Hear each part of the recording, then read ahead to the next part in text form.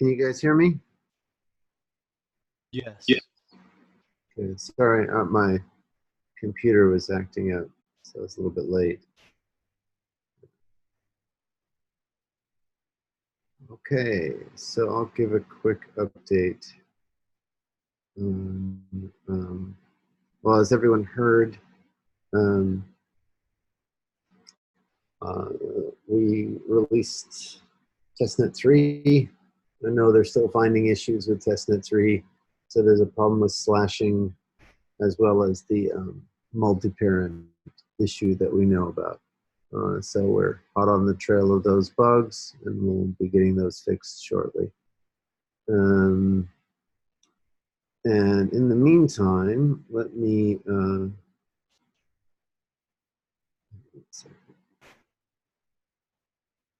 going to bring up some.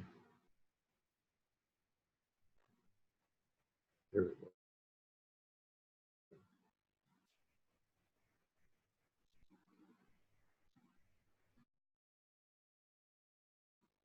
Okay. Here is a draft. Greg, are you sharing your screen? I'm about to. Oh, there we go. So here is a draft of a paper that Mike and I are writing. And essentially the idea is that we're identifying a minimal theory, a minimal interactive theory. So that means it has one generator and a left and a right identity for the one term constructor we know must be there because it's an interactive theory.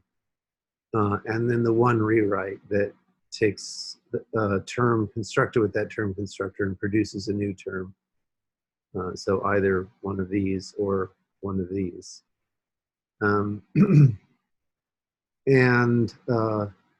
And here's the sort of minimal specification, right? So the source of your rewrite rule is going to be one of these Ks, and the target is going to be some function of the T's and the U's. And then we can automatically turn that into a theory that's been resourced by, or resource limited by saying that there must be a resource in order to do the rewrite. In all other respects, it's the same. And now we can generate a type system that speaks about that theory along with controlling the resource. Now, one of the interesting things about this type system is that there are multiple different kinds of negation. So you have a, let me see if I can bring this view up a little bit. Can everyone see that? Yes. So you have your basic term constructor, right? So and notice that here T is the type of terms. So you have your basic term, and then we have different kinds of negations. We have our collection types, that's these guys here. And then we have the ability to resource something or form a red X. And then there are these things, which all have to do with whether or not, if you deny, the point is that if you deny one of these term constructors the resource R, then it can't progress, and so it becomes a kind of tensor.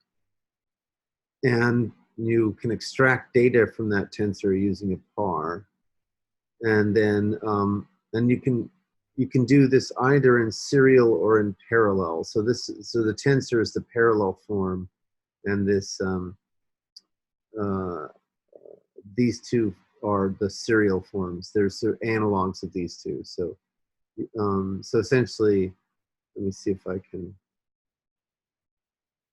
type this out for you. Oh, here we go.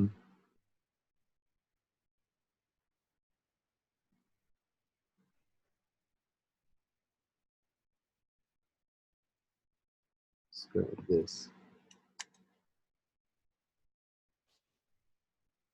Okay, so since we have a k, if we have a k t u,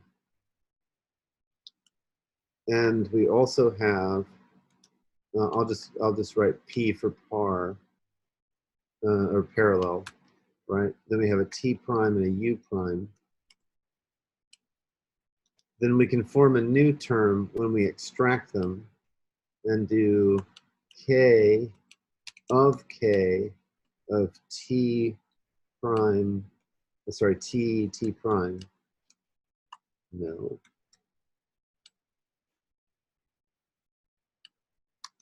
And wow.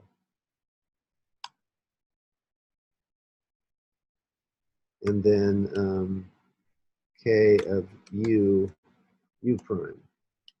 So that's parallel, right? See, we're taking this one with this one and this one with this one. But we could also go the other way around, right? We could go like this. So instead of par, let's say we have S for serial.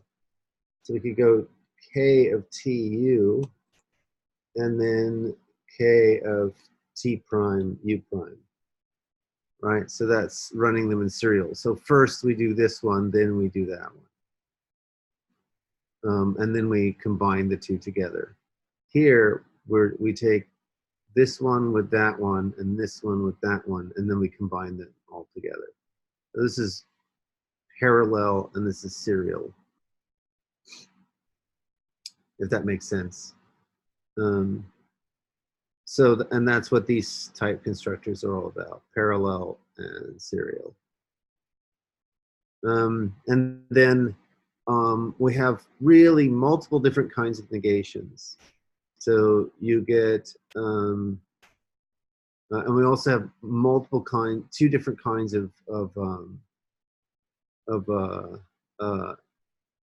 implication.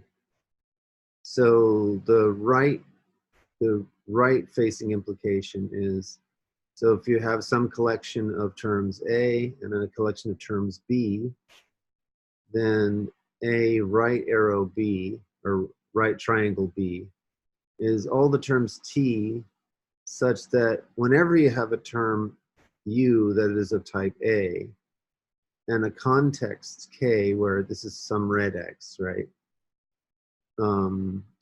Something that's on the left-hand side of a rule, with T and then a hole, if you apply the context to U, in other words, use U to fill in the hole, then if there exists a rewrite to a V, then that V has to be in B. So it's really a kind of residuation, but it's a residuation for people who are in the know about logic. This is a kind of residuation, but it's a residuation with a rewrite rule in the middle of it. Then you have the flipped round one, right? So you put the hole here in the T side, right? So it's all the terms used such that whenever you have a T and a context K hole U, then if you have a rewrite such that from KTU over to V, then V has to be in B. So you have A right triangle B and B left triangle A. So those are the and here just this @ sign. All we're saying is that that's just fill U into the hole. So substitute U for the hole in that context. So that's the two kinds of implications. And this is this implication gives rise to multiple different kinds of negation. So you can right triangle over to the right side of the K identity, or you can left triangle over to the left side of the K identity. So by right and left side of those identities, what I mean is this. Is it necessary to have both, or? Oh, we're just being careful. Okay, so if we have L over here, then that's just equal to T. And if we have R over here, oops, then that is just equal to U. Right, so we have left it, sorry, I got these wrong. R and L. So notice that par in the pi calculus and the rho calculus has L and R are the same because the K here is the par operator in pi calculus, or parallel composition, and 0 is the identity, and it works on both sides. Whereas in lambda, or SKI, you only have a right identity. You don't have a left identity. And lambda or application, application is not commutative, right? So, so those are a range of different behaviors that we want to account for. And now we can, but we also have the empty thing. So you can take this kind of negation, T empty, which is a lot more like classical implication. And that's T right triangle, the empty set. And you can also do it on the left-hand side. So T, so empty left pointing triangle, the T, that's another form of negation. And notice that you're going to get these, like when you have multiple different kinds of rewrite rules, you'll get this for every constructor K, which is the left-hand side of a rewrite rule. And so now you get some interesting stuff, right? So we can form a tensor, and that basically just says if gamma thinks that T is of type T and delta thinks that U is of type U, then if you use both the resources gamma and delta to form a K TU, then that's of type rho tensor TU. So note what that says is that we're suspending this computation. It doesn't have the resource, so it's going to just hang out there unless it gets a rho. Likewise, if we have a gamma that gives you T and U, then we can form a par. And this one is not a term over here, right? So it enhances the resource theory with these pars, and the same with these, what it is, the serials. Yeah, this thing here. So, and then this is like the par serialize, and this is so there's a cut that goes, so you have tensor and par, and there's a cut that cuts the two together and supplies the R. You have to have some equations on the R for this to push through. So, but it will do the right thing. And notice that you only get the identity over here. And if you run the math, or if you run the calculation, you'll see that this in fact does type check. So the cut is effectively hidden. You can't see this action. All you can see is that identity. And there's a corresponding one for the left, and there's a corresponding one for serialize. And then note that the usual cut, where you've got some, a T prime that's of type T perp, and remember that perp is to the T to the left identity. I think, no, to the right identity. Yeah, T to the right identity. And then delta thinks that T is of type T. When you cut the two together, then you expand out this, which is that, arrow thing, and that will give you exactly this calculation. So this is now a special case of this, which is exactly what we wanted. And then for contexts, so we have, you can introduce holes. And so if gamma together with a hole that is now typed T, so you can only put terms of type T in that hole. If that thinks that U is of type U, then you can now move this over and form a refinement of U, essentially pushing the hole into U. That's important because ultimately what we'll see is that we also have another rule. I'll just write it out here. To get off, so one thing to notice as I'm talking, I should have pointed this out. All of these rules have hypotheses, right? So currently we can't get off the ground, but the hypothesis is going to be, ultimately you'll supply something like this, which is an axiom, which will plug into these hypotheses. And the axiom is going to be of the form, we don't hypothesize anything. There's nothing, no thing that we need at the top. And we get that if you type a whole T, let me just go grab.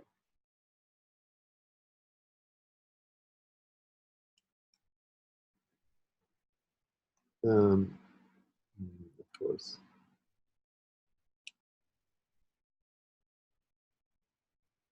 All right, so if you type a whole T on the left-hand side, then you get it on the right-hand side. So a hole is like a wire from left to right. And that's exactly what's going on here. But when we don't have anything else, we don't need anything else to establish these wires. And the intuitionistic versus classical form of these logics will be, here you only have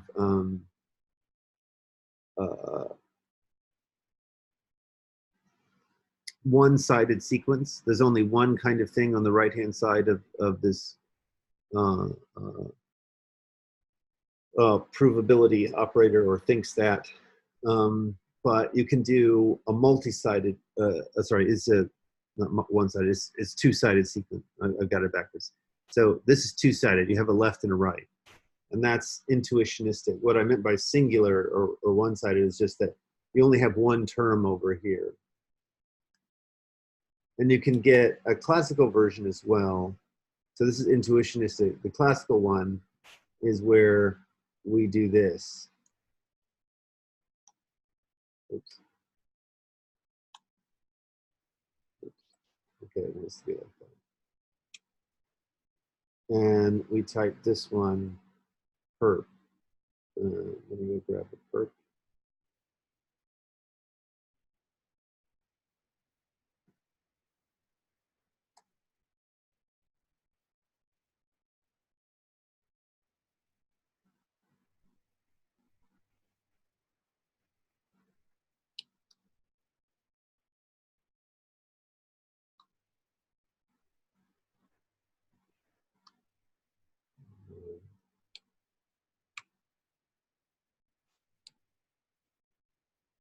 Oh, come on. Sorry about that, guys.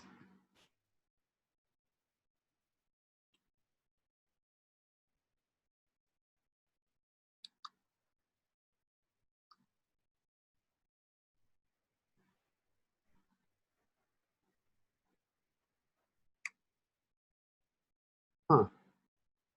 Okay, let me try.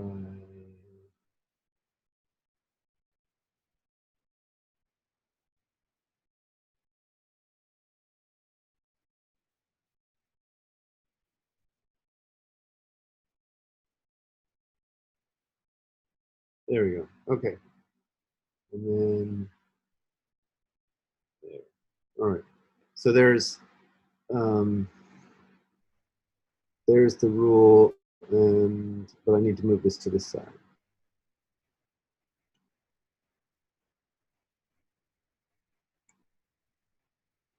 So that's and effectively the commas on the right become tensors.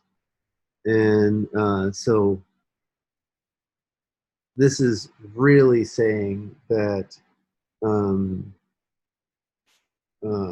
so to unpack this rule, what this is really saying is you can always form a context like this.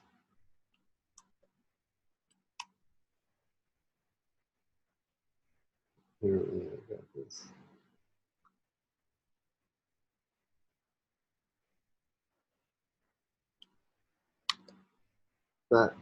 That's unpacking this rule a bit. So there's no comma here, right? There's a comma here. And basically stringing together things by a comma on this side is making Ks. And stringing together things on the left-hand side is making pars. And so, and Ks and pars, they're perfectly dual to each other. So that's and you can do it with parallelly or in parallel or in serial. So that's essentially the ideas, and what the reason I'm mentioning all this is because this is the pieces that we were missing before was the arrow introduction. So we have the arrow introduction right here. Make sure I've got this. Yep, right. Here's the arrow introduction. We have arrow introduction here and here. And then we also need the ability to introduce negation. And the ability to introduce negation is happening here implicitly, because on the left-hand side it's negated, right? We need one of these in order to produce one of these. And that's in the intuitionistic case. And in the classical case, we just mark it as negated. We need one of those.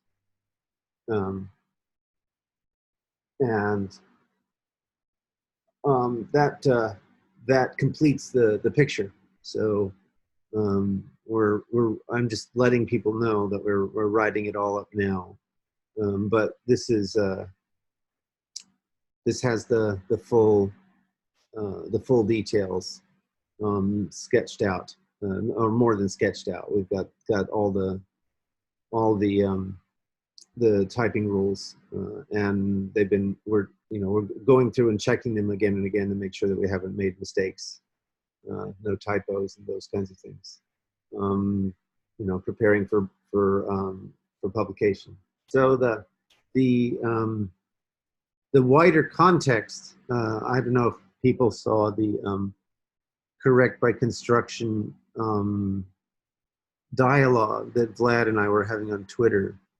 So Vlad published a video of his talk on correct by construction Casper, and sadly his, I don't know whether he intended it or not, but his presentation makes it seem like correct by construction is waterfall model of development. So you do a bunch of math before you ever write a single line of code. But that's not what correct by construction means. Correct by construction does not mean waterfall model. Correct by construction means that you extract programs from proofs. So let me go back through these things and say exactly what I'm talking about.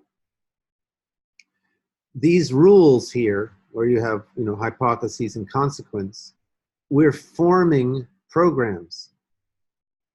And at the same time, we're forming types.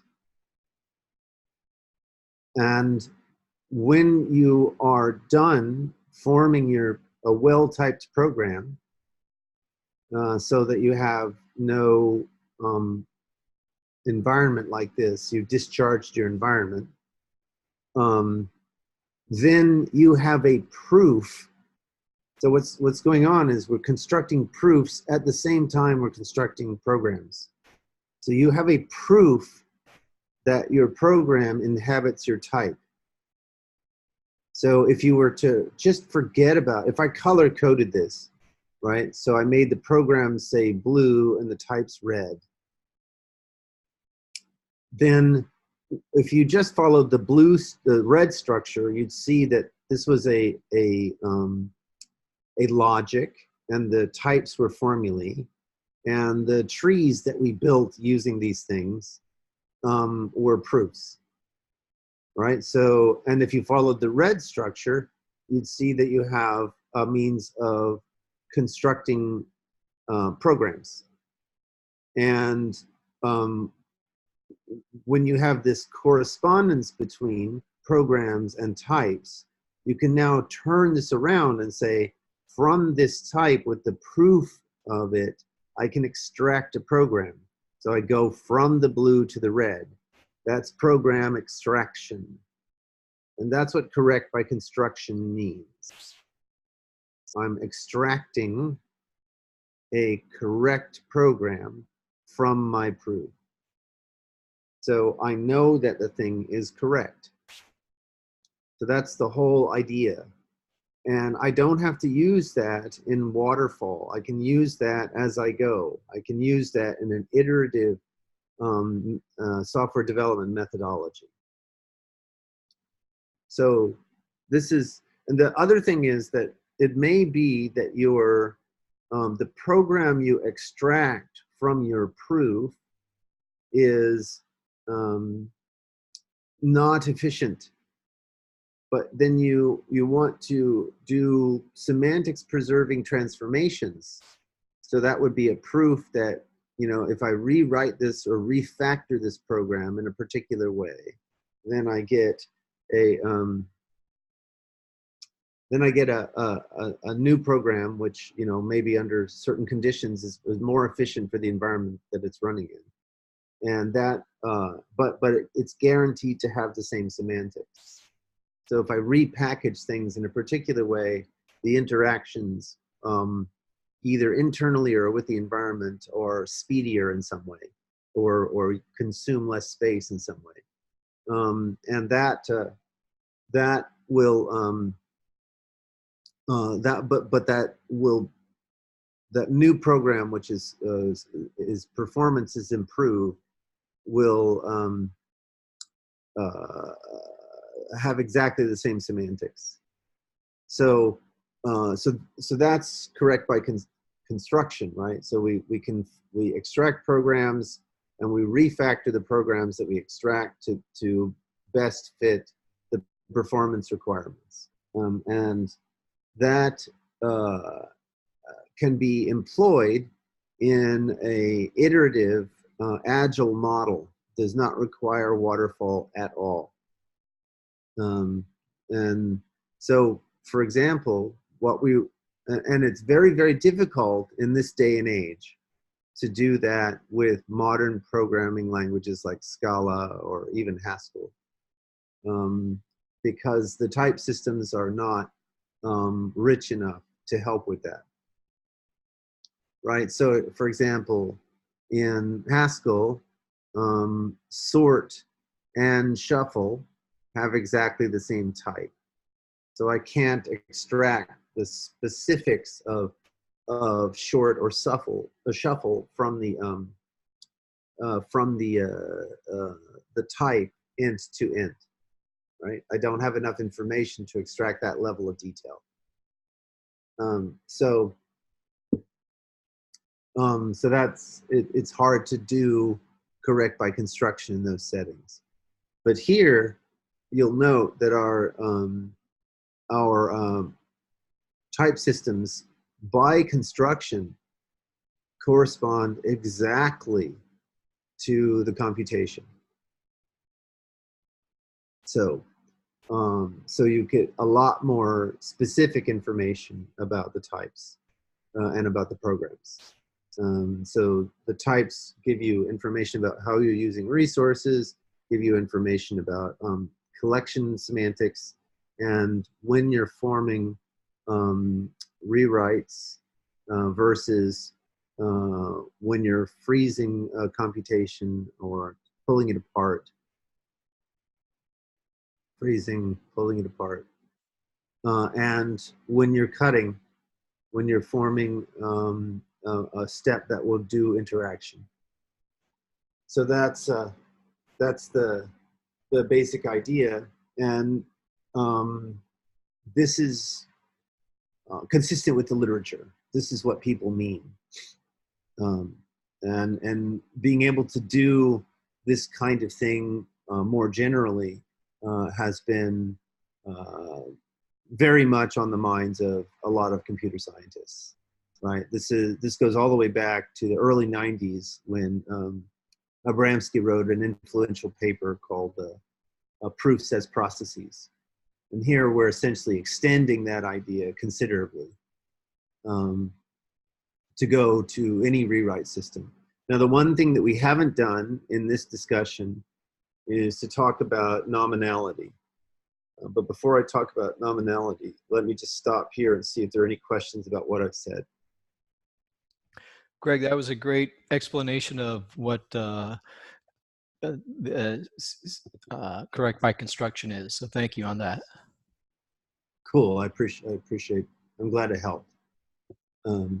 So you know, the important thing is that we're in terms of the development methodology of RChain, we want to get Rolang to the point where user contracts can be correct by construction. So that plugs the hole that any smart contracting system has, right? So any smart contracting blockchain platform has this massive security hole in it. As long as it allows for user-defined smart contracts, it is going to have this big old hole because they're code auditing does not catch serious bugs. And the DAO is a great example. The parity wallet error is a great example. And they will continue to happen over and over and over again until you can have some kind of decent correct by construction methodology.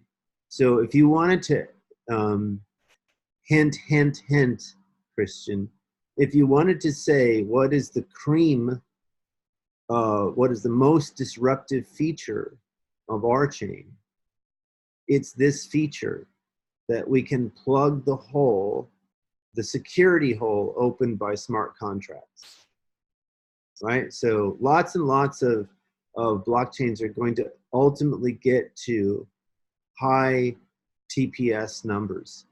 Now, right now, most of them are getting high TPS numbers by sacrificing decentralization. So EOS sacrifices decentralization. Many of these will not have the trust model that Bitcoin has. So they'll advertise these numbers, but the fine print is you don't have decentralization, right? And in that case, who cares if it's a blockchain? Why not just use SQL? Why not just use Oracle or SQL Server or any one of those? Because ultimately your solution will be much faster using those much more hardened technologies, right? And also you'll have a much broader development base and a lot of code that you can reuse and yada, yada, yada. So if you're sacrificing decentralization, it's not a blockchain, or it's not a valuable blockchain, right? You're just ticking off a checkbox. You're not actually doing the real thing. And it's much better in that situation to use these hardened, mature software tools, especially if you're doing anything mission critical, like, you know, high dollar finance or tracking of mission critical resources or anything like that. Right? So you can't sacrifice decentralization and still have any rights to call yourself a blockchain. But eventually there will be decentralized. So remember that there are an infinite number of these economically secured leaderless distributed consensus algorithms. Infinity is a big, large number. So since there are so many of them, eventually there will be blockchains that have consensus algorithms that allow them, like our chain, to have high TPS. Once you have high TPS, now you have this glaring, gaping security hole if you allow for smart contracts. If you're a payments network, it doesn't matter, right? If it's literally just pushing tokens from one side to the other and the tokens are fixed and there's no tweaking of behavior, it doesn't matter at all, right? You can just build a better PayPal. So a decentralized PayPal clearly has value. There's no question about that. But if you want to do something more, if you want to do something more than PayPal, a decentralized payments network, if you want to be able to build real applications on top of the platform. So, and in particular, the issue is, if you look over the last 20 years of internet applications, what are the major applications? Let's think about them. Gmail, Google Maps, Facebook, Spotify, right? That's just a handful of many, many, many of them, right? So PayPal as an instance is a very tiny fraction of what's really going on. What's really going on is the movement of digital assets, right? Movement of tokens is a tiny, tiny fraction. If you look at internet traffic, the movement of tokens is a tiny fraction of internet traffic. Over the last 20 years, it's all been about the data. So if you build a network that is optimized for payments, it will not scale to data. So that's your next requirement. You need to have a network that handles data. That means smart contracting. Once you have smart contracting, you have a major security hole. What is that security hole? Users can write really bad contracts, like the Dow contract. Now, if you're running at 40,000, if you're running at Visa speeds, 40,000 transactions per second, and you have a really bad user contract, that can bring the entire network down. And the usual security issues, security workarounds, like running things in sandboxes, don't work. The whole point of this network is that the smart contracts interact with other smart contracts. If you sandbox it, now you have eliminated its economic viability. So that kind of security doesn't work. We need a new approach to security. That's where the correct by construction stuff comes in. So you plug that hole with correct by construction. And that is the disruptive feature of our chain. Now, the interesting point is that it's more disruptive than just plugging a security hole. And that's because if you squint, this type system becomes a query language. So you have some resource of these programs, these behaviors, right? So from our point of view, the programs are just these terms like C and K, and those terms are behaviors, right? They could be programs like you store on GitHub, but they could also be other things. For example, models of cell signaling that are currently stored in boutique databases all around the biology community. They could be other kinds of things like geometric data. So they could be terms that represent geometric information, like the kinds of things that Boeing uses to model its airplanes, or that Toyota uses to model its cars. All of those kinds of terms are stored in a database, but searching those kinds of data. So GitHub is one example. These boutique biological databases are another example.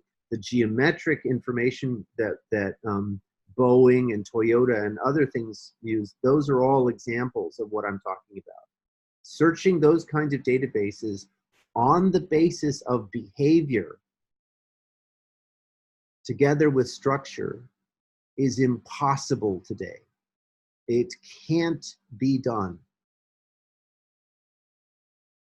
So let's sink that in. Let that sink in. You can't do that today. That means that searching GitHub is reduced to tagging things with meta tags, metadata, or social searches. And that can only get you so far. It will not get you all the way. What these richer type systems do is they allow you to form a query language. So you can now go query for things in your database, which are just terms in a programming language that satisfy a particular specification. And now your specification can be fairly rich, fairly detailed, without giving away the farm. If the specification is just a full-on program, then you're out of luck. The search may take forever. At least you have a search now, but it may take forever. But as long as you keep your specifications dialed back in terms of expressiveness, then you can go, then your searches will complete in finite time, and you'll get very useful answers. A really good example of this is Kairos in his spatial logic for spatial behavioral observations, spatial and behavioral observations in the logic for the pi calculus. In that paper, he identifies a class of terminating, processes, and and a limit on the logic where that check is terminating, and it's quite rich. You can do quite a lot with that. So you can build up hierarchies, and if you want to have your specifications be so rich that they're effectively programs, then you can also rate limit it using the same strategy we've used here. You put a resource on it. So it will keep searching as long as you're willing to spend. So this gives you a new approach to many, many, many, many things. So for example, a kind of query language is you can not a kind of query language, but a kind of query. So you can formulate queries of the following form for the boutique biological databases. Find me all the small molecules which, when introduced into a cell signaling pathway in this concentration, prevent it from reaching this state. Right? So that query is medicine. That query is a cure. You're talking about introducing a drug into a cell pathway to prevent from reaching a certain state. Let me give you an example of such. So in his book Lifespan, David Sinclair, who is a preeminent Harvard medical researcher, has identified what he believes is the single source of aging. It has to do with epigenetic errors, and the cure is essentially error correction. So let me give you an example of one such pathway. So in this pathway, the sirtuins, so there are sirtuin genes, gene structures in homologous sirtuin gene structures in yeast, worms, mice, and humans. And what the sirtuins do is they have two jobs. Job number one is they repair damaged DNA. Job number two is they prevent the cell from duplicating. So essentially, the DNA breaks all the time. It happens all the time under normal operating conditions in the world. And you need some mechanism by which you repair it. So that's the job of the sirtuins. And also, you don't want the cell to be replicating or duplicating in the case that the DNA is damaged, because you'll end up with two copies of a cell with damaged DNA. Or maybe one copy has some of the DNA and the other copy has some other DNA. That's aging. Replication of damaged cells. That's aging, according to Sinclair. So now, we have a clear pathway. And the question is, find me all the small molecules that when you introduce it into that pathway, you don't get this to happen. So an example of a solution to that query would be NAD. What NAD does is it provides additional fuel for the sirtuins so that if they are overwhelmed doing damage, they still have enough juice, so to speak, to prevent the cell from duplicating. So that's an example of a solution to such a query. Now, my argument is that if you have a stochastic version of this type system, you can write that down, and it's quite possible that the query system would find NAD as a solution. So, and just to give one more example of what I'm talking about, imagine that you want to reason about pathways for a self-driving car. So you want to represent the pathways in some kind of algebraic data structure. So it turns out that in the last 20 years, people have been vigorously investigating an algebraic data structure called the Clifford algebras, because they have significant advantages for reasoning about geometry. Clifford algebras can be run through this very same algorithm, just like everything else that, just like the pi calculus or even vector spaces. We can run these algebraic data structures through this process and get a query language, but now your queries are asking questions about geometry. And you can use those queries to reason about paths in space. So you can use this to address, for example, navigation systems for self-driving cars. That's just, so I've now given you two far-ranging examples of what you can do with this kind of system, right? So the existing behavioral type systems for Rolang, which are derived from this process that I've talked about today, allow us to plug a major security hole that all the other blockchains suffer. And but even if someone stumbles on a very specific type system that does the trick for their blockchain, for their high TPS blockchain, where the bar is already so high, there's no one there. But even if a competitor or a cooperator were to do that, they still don't have the power of this algorithm, because this algorithm affects everything we do. It affects how we build buildings, how we build cars and airplanes. It affects how we do medicine. It affects everything.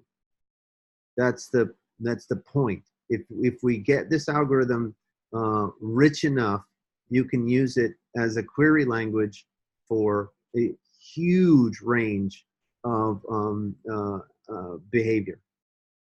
That's the truly disruptive capability of our chain. Does that make sense? Yeah, it makes perfect sense. Okay, so this is probably the 100th time that I have made these comments. The reason why it doesn't click, Greg, is because I'm not a programmer. Now it clicks because you're doing trust at scale with the security, and then you're adding programs on top of that, and that's where it's disconnected from me because I'm not a programmer. So the two examples you just laid out, the more examples that we get that are high dollar value, especially in the financial industry, it's going to be a lot easier for me to wrap my head around this. But for everything you just said, this is going to make total sense for programmers, right? Because just think about it as it gives you a query mechanism for a range of behaviors, Like right now, we do not have query mechanisms for rich behavior coupled with rich structure. That doesn't exist. This gives you a query mechanism for rich behavior coupled with rich structure. And you can think about the design you can think about the design of our chain as effectively iterating this. So if you look at our development path, our space is a new storage mechanism, right? So it's a key value database with a very important twist. Some of the values that we store are programs, they're continuations. So this is a delta from the Linda tuple space. It's a delta from all the tuple space models. You get to store data and programs, and they're related by a constraint, which is at a particular name, at a particular key in the database. You either get data or you get program, but not both. Right? That's a integrity constraint of that data source. Right? So we built a new kind of database, and then on top of that database, you can view Rolang as, guess what? A new query language. So Rolang is the analog of SQL when looked at from the lens of database theory. The big difference is that unlike SQL, Rolang is Turing complete, but its semantics relative to the data store is perfect. They are in lockstep. There is no real difference between Rolang and the data store. That's why Rolang is, that's the essential correct by construction aspect. We have, you can think of the data store as being extracted from Rolang, or you can think of Rolang as being extracted from the data store. There's no delta between those two semantics. And that's why it's correct. You can't get a disconnect between Rolang and RSpace, at least in principle. In practice, because we don't have special tools that are checking things, we can get disconnects. But at least at the design level, there is no way that there's a disconnect. And then so Rolang is a query language for that store. And then these types become query languages for things above that, at the next level up. So essentially we're iterating that. And now if you look carefully at the development path of our chain. So first we built the data store, then we built the query engine, then we built, so essentially what you had was a Rolang interpreter. Then we built a communication mechanism, that's the comms layer, so that different Rolang interpreters could talk to each other.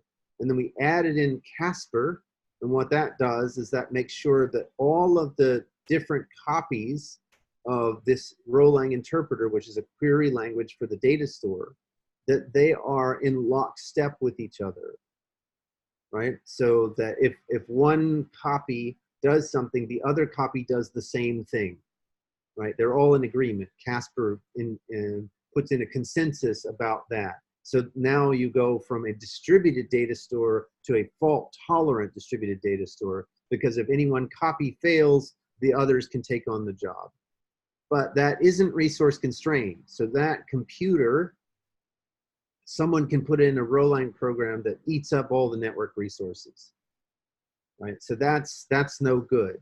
And then the final piece that we just added, that's what testnet 3 is, we add cost accounting. And cost accounting basically makes each step in executing the Rolang program cost you some rev. And any storage that you do costs you some rev. Right? So that limits, so the only way that someone could eat up all the resources on the network is if they had unbounded amounts of rev.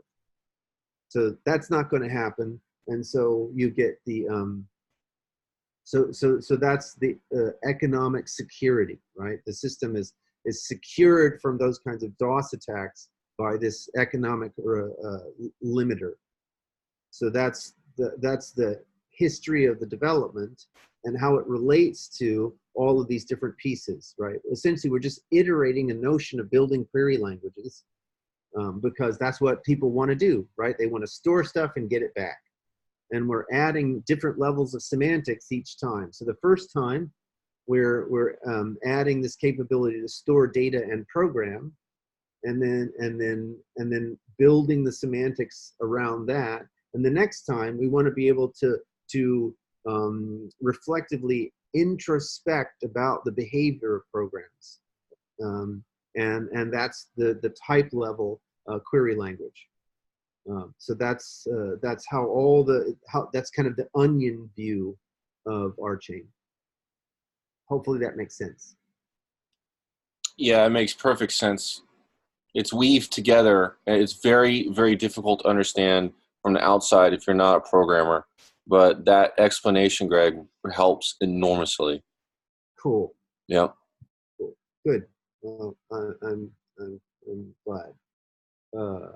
Any other comments from anyone else? Questions? Yeah, this is awesome. Can you say how this K will look like in Roland? Yeah. So K is par in Roland. K is par. Yeah. So you take you take the par of a for comprehension and an output, right? And that produces a term. And the rewrite rule is the com rule. I'm having difficulty to distinguish par and the com rule. Oh, well, par forms the term. So here, let me do it again.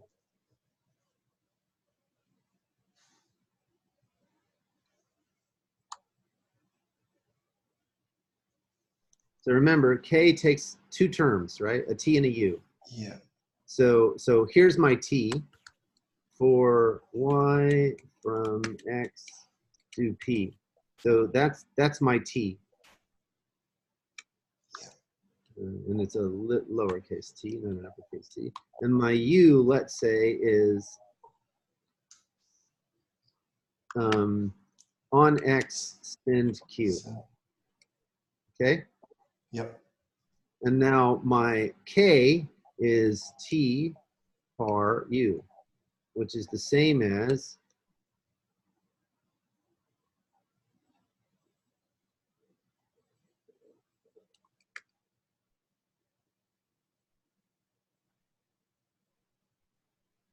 okay? That's just a term, Yep. right? Yep.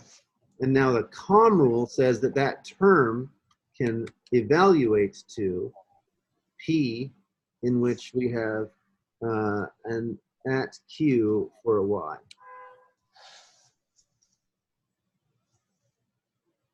So I see. So So this K only holds the term. It K, doesn't mean reduction. that's right. K is equal to this, which is equal to that. Yes, and that's the trick, right? And then the fact, and then so just to be super clear, I'll make a copy of this. So then our rewrite rule row, go grab that.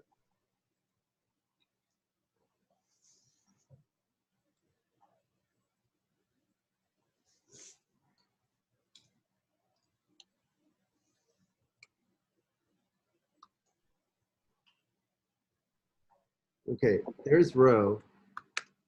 Okay, so now I have instantiated this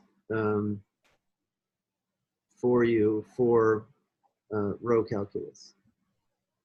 Right. Everything that is done abstractly here, I've now specialized to row. I see. So in K, it will never happen that some kind of reduction, right? That's correct, and the reason is because we start with ordinary row calculus, right? And it doesn't need any resource R. And then we turn it into a theory where you don't get to do your rewrite rule unless you have an R. That's Rev. Let's see.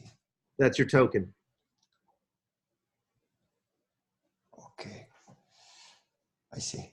So this COM rule, so in particular, so we start with a theory like this, right? That's our theory. And then we make a new theory that says, oh, by the way, you can't do this. You have to have one of these in the mix.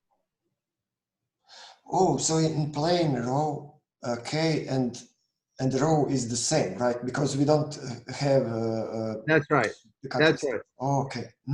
In ordinary row, this goes through. But in the new theory, you can't do a reduction unless you have an R. I see. And now that the cool thing is that this K now becomes a kind of tensor. You have all that you need to do a computation, but you don't have the resource, right? So it is literally a reflection, and at the same time, it's a form of tensor. I see. So this is yeah, and yeah. So this So, is for a marketing buzzword, what would this be? Like trusted computation at scale, or what? Like I it's don't hard know to yet. package all this into like this is what our chain is in three, four words, right? Yeah, let me think about it. I'll come up with some marketing language. But notice that that this whole approach, I believe, I'm going to have to do some work, but I think that this does better than snarks. And there's a reason, right? So my program extraction from my types gives me a way to just do. Someone is chatting.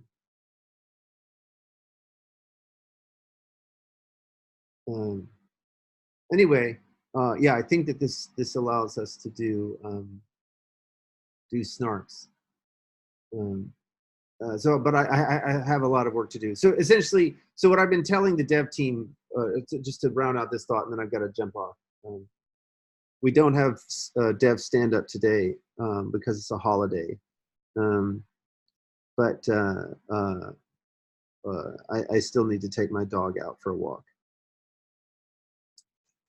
Okay, so the idea is that right now, when a block is proposed by a validator, the validator has already run the COM rule and possibly several COM rules. And the other validators, their jobs are to check that running that collection of COM events actually will get you to the state that the proposing validator claims. So that's the sort of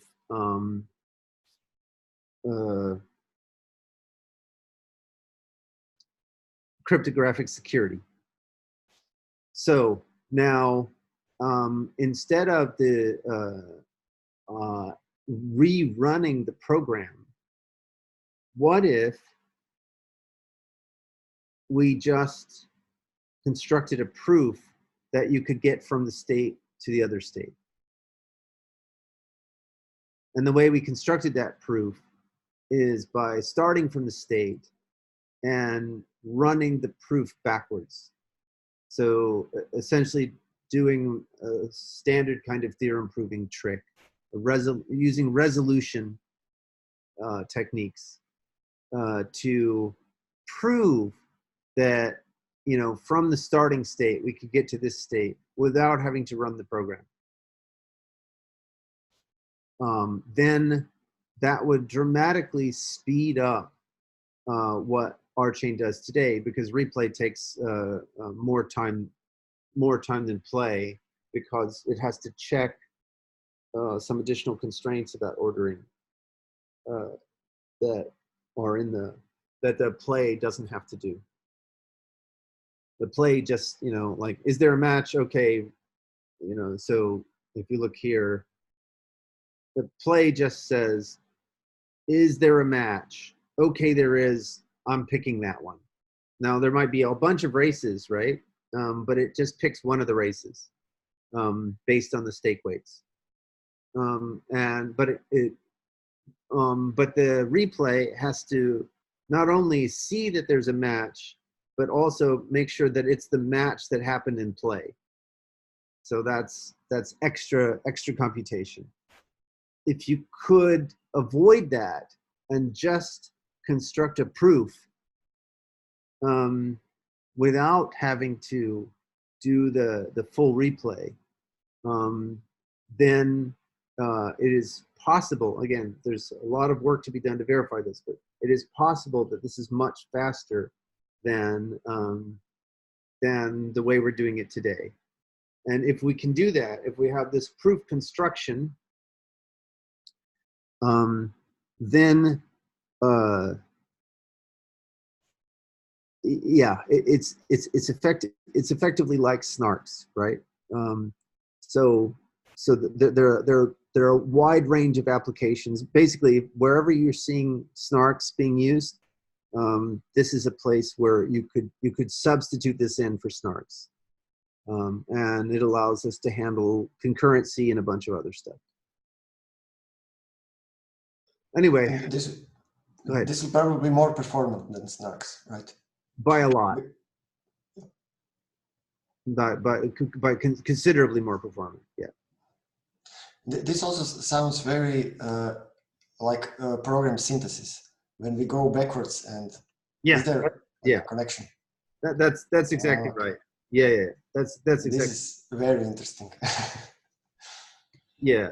So anyway, there's lots of work to be done still, but this is the whole point of the and this is why Ladle is so critical to our chain, because it's much deeper than just the behavioral types for Roland.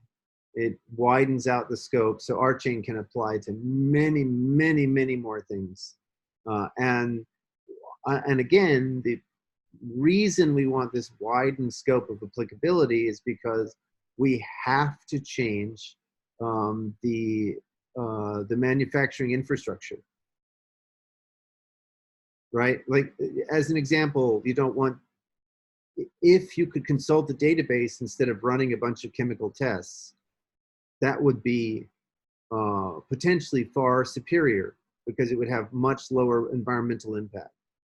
That's just one example of, like, of many examples where having a system like this would make it possible to dramatically impact the manufacturing infrastructure. Anyway, I've chatted forever and ever. Thank you so much for your time and your patience. Thank you, Greg. This is exciting. I'm glad. All right. Talk to you guys soon. Good luck on your trip to China. Oh, thank you. Ciao. Bye-bye.